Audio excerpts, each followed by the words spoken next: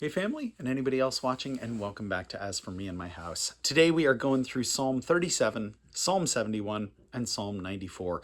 Today's are going out to Wesley, and we have someone else in the room with us, so hopefully Kinsey is relatively quiet. We got her some new blocks, and they are loud, so she may get a little loud. We'll see how it goes.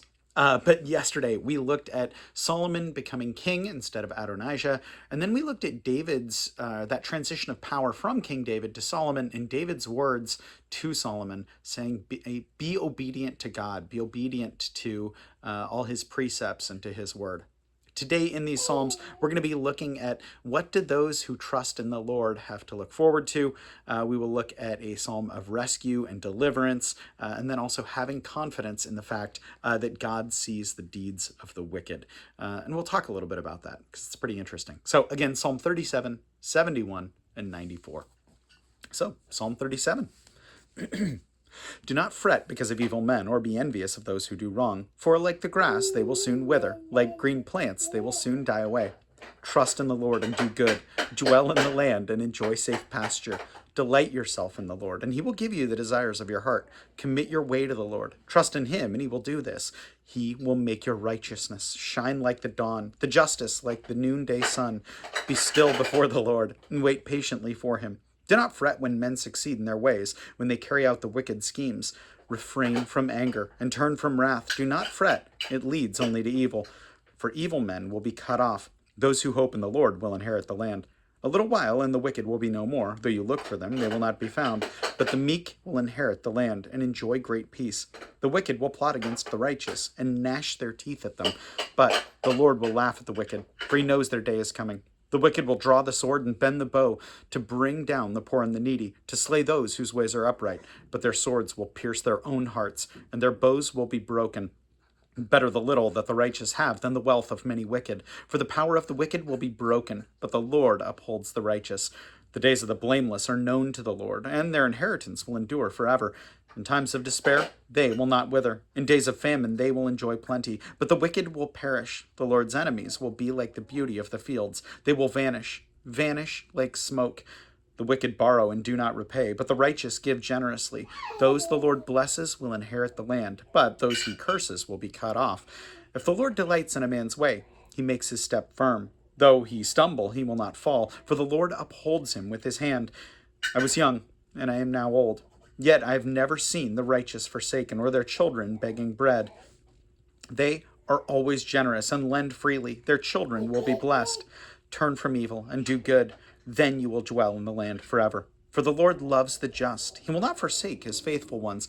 They will be protected forever. But the offspring of the wicked will be cut off. The righteous will inherit the land and dwell in it forever. The mouth of the righteous man utters wisdom, and his tongue speaks what is just. The law of his God is in his heart. His feet do not slip. The wicked lie in wait for the righteous, seeking their very lives. But the Lord will not leave them in their power, or let them be condemned when brought to trial. Wait for the Lord, and keep His way. He will exalt you to inherit the land when the wicked are cut off. You will see it. I have seen a wicked and ruthless man, flourishing like a green tree in its native soil, but he soon passed away and was no more. Though I looked for him, he could not be found. Consider the blameless. Observe the upright. There is a future for the man of peace, but all sinners will be destroyed. The future of the wicked will be cut off. The salvation of the righteous comes from the Lord.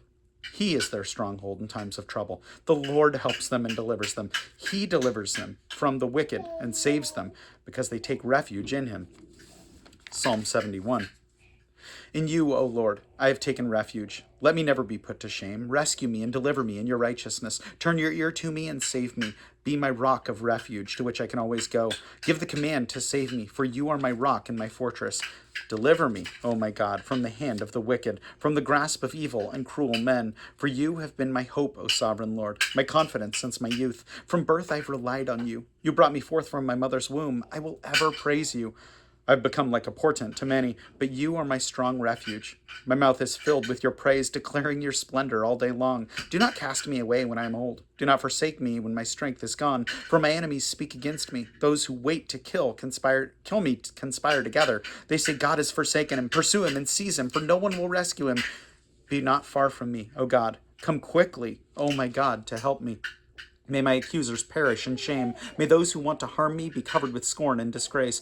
But as for me, I will always have hope. I will praise you more and more. My mouth will tell of your righteousness, of your salvation, all day long, though I know not its measure. I will come and proclaim your mighty acts, O sovereign Lord. I will proclaim your righteousness, yours alone. Since my youth, O God, you have taught me, and to this day I declare your marvelous deeds. Even when I am old and gray, do not forsake me, O God, till I declare your power to the next generation, your might to all who are to come.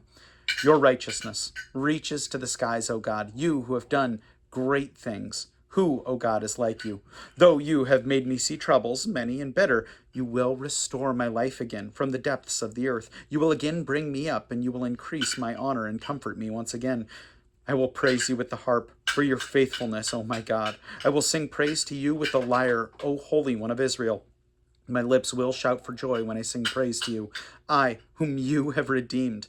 My tongue will tell of your righteous acts all day long. Of those who wanted to harm me have been put to shame and confusion. Psalm 94.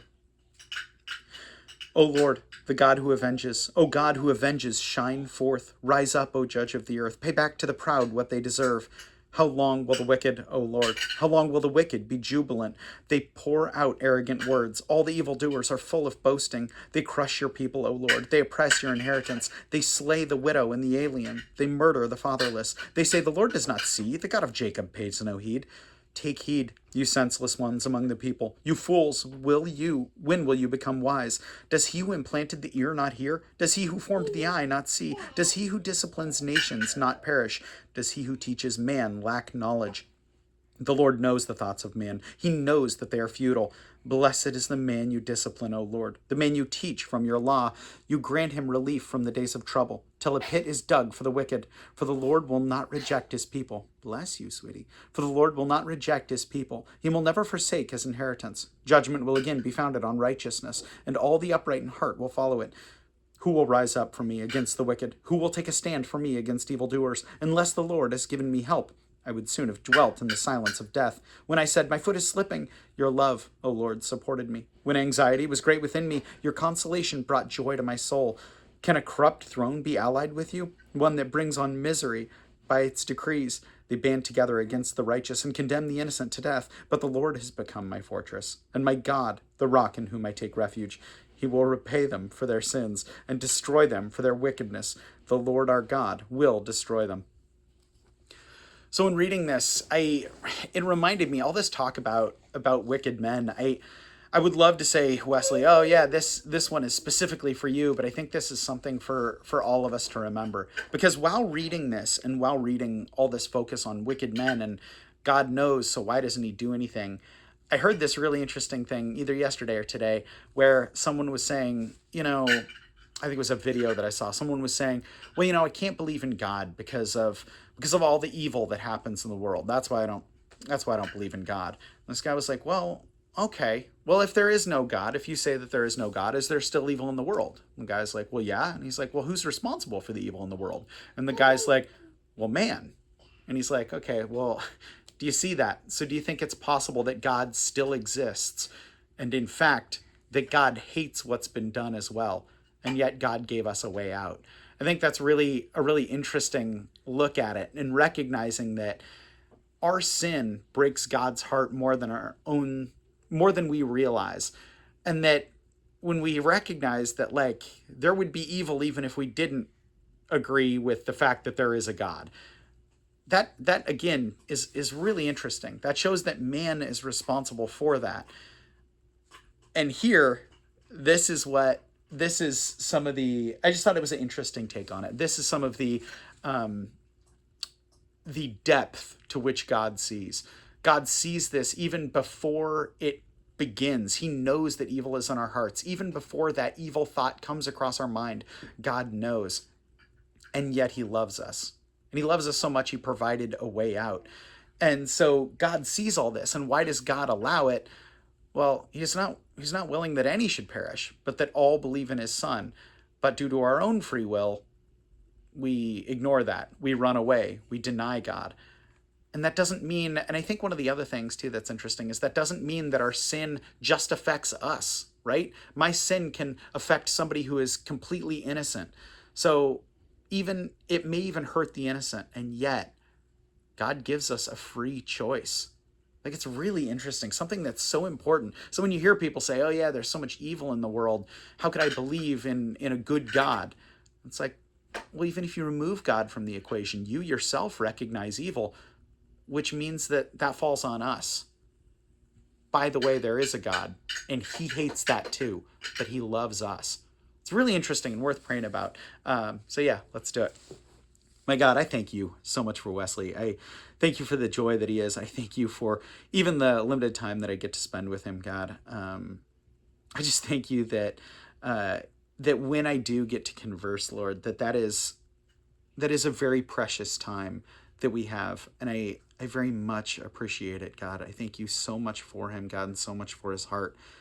Lord, I pray for him and for all of us, Lord, that when we hear others, or when we ourselves may be tempted to think, man, how could a loving God allow evil, that we recognize that the evil is from our hearts, God, and you don't love it. In fact, you hate it. And yet, while that evil in our hearts is still there, you made a way out through your son, Jesus. My God, I thank you so much for him. God, may that be forefront in our minds, that we remember it. Once again, I thank you so much for Westley, and I thank you infinitely more for your son, Jesus. And it's in his name we pray. Amen. Well, Wes, I love you tons, and for anyone else watching, know I appreciate you as well, and I will plan on seeing you tomorrow. Have a good one.